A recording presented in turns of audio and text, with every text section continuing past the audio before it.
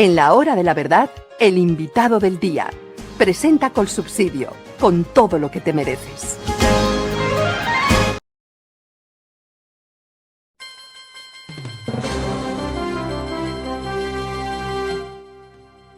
Y como se los anunciamos, en la hora de la verdad está con nosotros el coronel Luis Alberto Villamarín, especialista en temas de geopolítica, estrategia y defensa nacional. Un hombre que ha escrito más de 40 libros sobre temas militares en el país y en el mundo. Está con nosotros, señor coronel Luis Alberto Villamarín. Bienvenido a la hora de la verdad. Gracias por acompañarnos.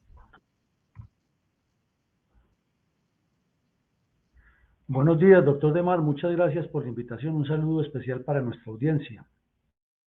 Muchas gracias a usted por atendernos, coronel. Quiero empezar por preguntarle si es que acaso es normal o ya se normalizó o es que tenemos que pasar por alto el hecho de que un grupo de campesinos, supuestamente campesinos, determina que puede secuestrar a un pelotón del Ejército Nacional, a varios oficiales, suboficiales, soldados, y simplemente no hay consecuencia, ni para los secuestradores, ni para quienes permitieron que se ejecutara ese secuestro.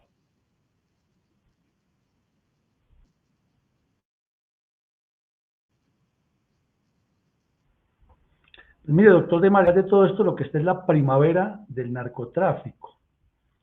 El Pacto Farsantos de La Habana, que es una vergüenza de relación de la sociedad con el Estado, es el peor error que se ha cometido en la historia.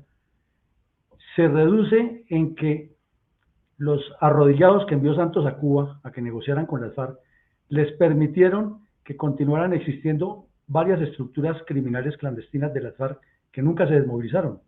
Hablo de milicias bolivarianas, Partido Comunista Clandestino y Movimiento Bolivariano Clandestino. Entonces se pactó de la manera más oscura y turbia en Cuba que la erradicación sería manual. Y resulta que los bandidos de las milicias bolivarianas y las otras dos estructuras siguieron insertados dentro de las comunidades. Y por eso, cada vez que las tropas van a erradicar coca, inmediatamente aparecen todos esos delincuentes infiltrados dentro de una población que unas veces sí está instrumentalizada y otras veces, como suele suceder en el Cañón del Micay, hace parte del problema. Y estos delincuentes no quieren trabajar, ya se volvieron delincuentes la mayoría, no quieren trabajar en ningún cultivo de pan coger, sino la coca. Y la disculpa que tienen es que no hay más de qué vivir. Y uno se pregunta, y antes de que hubiera coca en esa zona, se necesitaría, o de qué vivían mejor. Y lo segundo, si el problema es que no hay trabajo allá de producción, ¿por qué el Estado colombiano no piensa en reconcentrarlos en unos sitios de producción agrícola y dejar esas zonas como parques nacionales?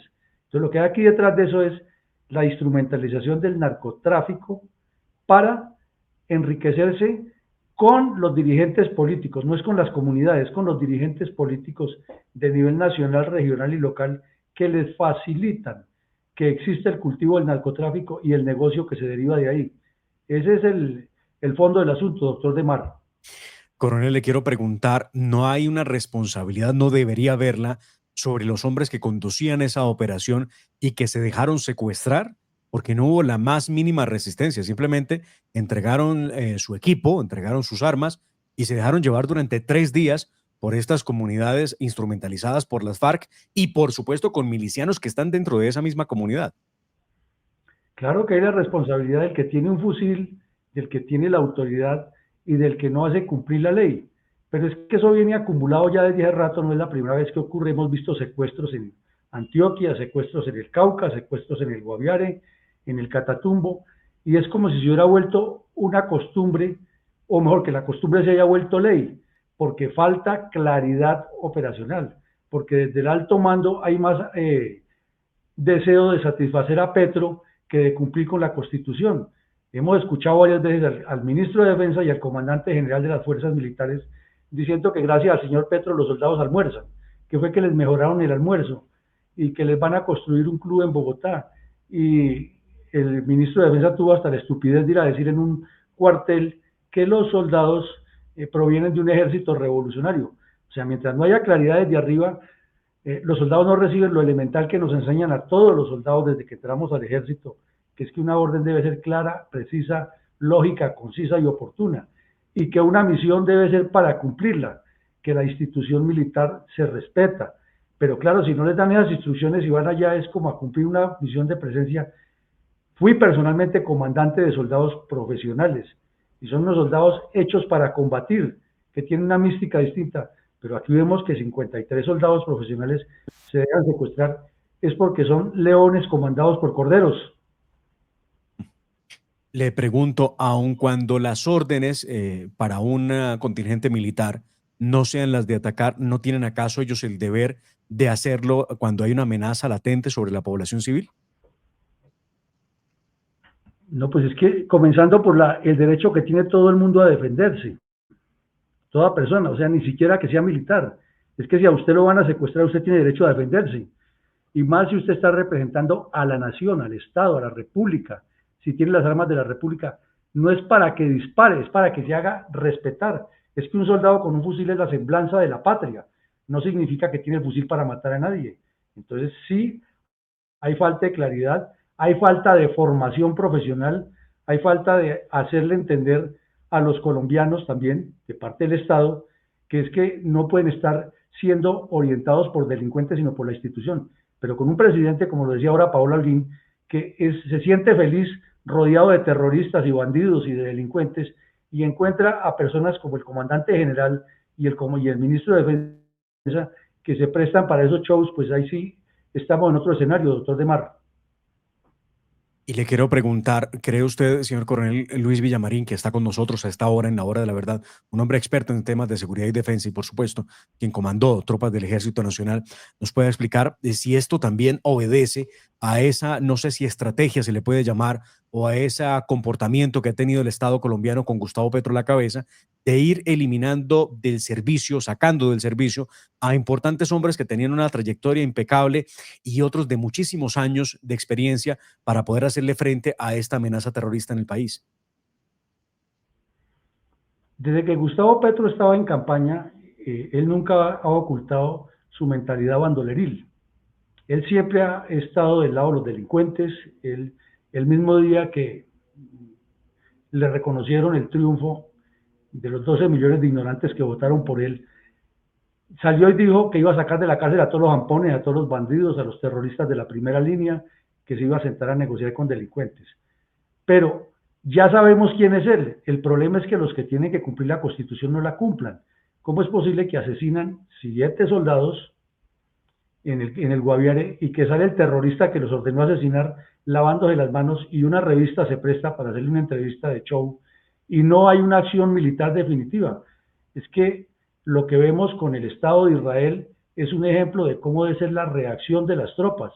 Las tropas deben tener la información exacta de dónde está el adversario y actuar con contundencia. No estamos diciendo que llegar a asesinar civiles ni nada de esas cosas, pero a los bandidos hay que someterlos. Con los bandidos no hay que negociar nada. Y si el señor Petro está negociando con ellos, pues que negocie él. Pero si a un comandante le asesinan a un soldado, tiene que actuar.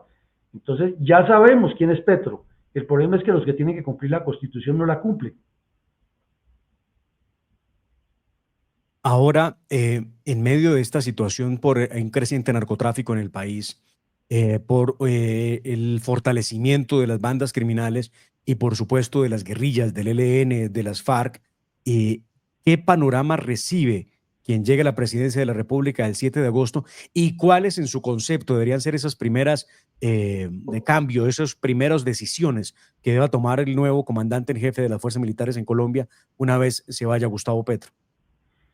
Aquí sí que hay tela para cortar, doctor Demar, porque es que resulta que lo que vemos en Colombia es 85 politiqueros aspirando a recibir el cargo sin ninguna estrategia, sin ningún plan. Resulta que la defensa y la seguridad nacional van de la mano con el desarrollo nacional para que haya bienestar y haya progreso del país. Pero lo que vemos aquí es que hay una lucha, una pugnacidad de egos, de personas que no tienen ni la formación, ni se dejan asesorar, ni construyen una estrategia. Entonces lo que se esperaría aquí es llegar con una estrategia de seguridad y desarrollo integral. Se esperaría que la doctrina militar regrese a los cánones que corresponde. Se esperaría que estén pensando en que los militares no son instrumentos para hacer politiquería como ha pasado en casi todos los gobiernos. Porque es que se les ocurre, todos dicen en campaña que van a combatir el delito, y cuando llegan allá le pasa lo del señor Juan Manuel Santos, arrodillados ante los bandidos, y fuera de eso, cuando escogen militares retirados o policías retirados que los envían a dialogar con los delincuentes, entonces terminan haciendo parte de esos equipos politiqueros, como la vergonzosa representación que hicieron los generales Mora y Naranjo en Cuba. Entonces, el problema es conjunto, es de estructura, de estrategia, mi estimado doctor Demar. Aquí no podemos pensar en que simplemente con que un candidato o una candidata diga que Petro es malo y yo soy el salvador, eso es más de lo mismo. Necesitamos estrategia, necesitamos planes concretos, objetivos nacionales, que las fuerzas militares y la Policía Nacional estén en el lugar que corresponde, pero también que quienes estén en el Congreso de la República hagan algo, porque es que hablar mal de Petro desde el Congreso de la República es lo más fácil, pero ¿por qué no paralizan el Congreso de la República hasta que se le haga el juicio a este sujeto por todos los delitos que ha cometido? ¿Por qué no le bloquean de frente nacional e internacionalmente, como él hace con toda su banda, lo que le conviene, haciéndole lo contrario? No, porque es mejor hacer campaña política para sostenerse en el poder o para buscar que lo reelijan. Aquí hay muchas cosas de fondo, mi estimado doctor. El tema de seguridad y defensa en momentos tan críticos para el país es fundamental, es principal. Lo ha dicho el doctor Fernando Londoño tantas veces, ¿no? La seguridad es el valor fundante que permite que las demás actividades en el país se desarrollen.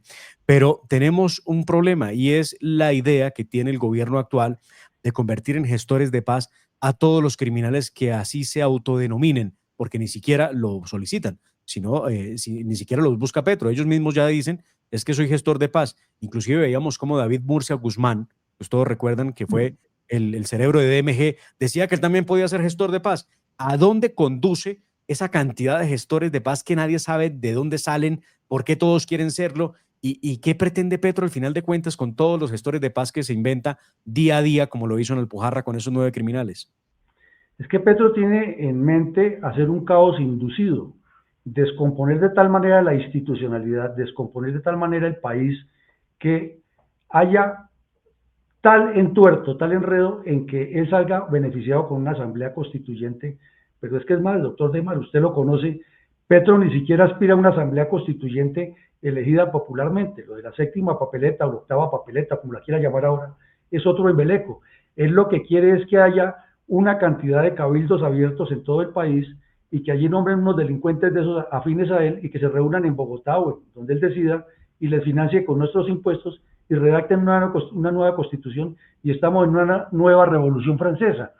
Pero aquí viene otro punto, mi estimado doctor. ¿Y los partidos políticos qué? Además de hablar de candidaturas y de candidatos salvadores, ¿dónde está el proyecto de Estado de cada partido que diga esto lo vamos a orientar por este lado, la militancia se va a fortalecer así, nuestro propósito para los 26, porque decir que se vaya Petro y cambiemos esto es el cuento de toda la vida.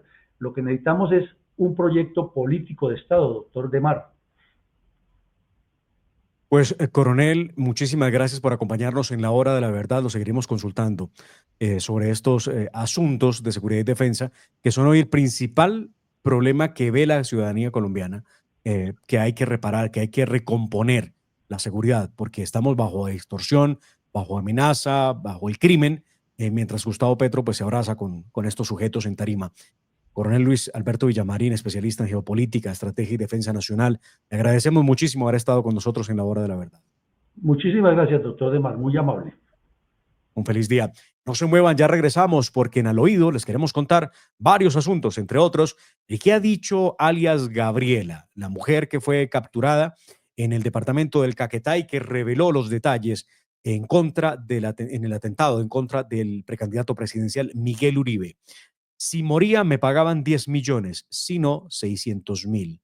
Esto es parte de las declaraciones que entregó alias Gabriela, ya lo diremos. Y también, atención, un dato que no es menos importante. Tenemos unas declaraciones que hay que recordar de Gustavo Petro cuando hablaba de alias Papá Pitufo, de un dinero que le entregaron a su campaña, unos 500 millones de pesos, y de un sujeto que, dice Gustavo Petro, era un experto en inteligencia que grabó la entrega del dinero, más bien la devolución del dinero que hicieron de la campaña de Petro a alias Papá Pitufo.